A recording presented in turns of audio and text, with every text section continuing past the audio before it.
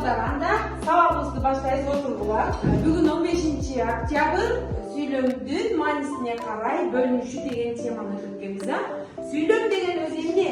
Сүйлөм деген айтылыш максаты боюнча жай сүйлөм, суроолуу сүйлөм, анан илектүү сүйлөм болуп бөлүнөт. Ошол боюнча азыр мен бул жакка тапшырмаларды берем, силер аткарасыңар.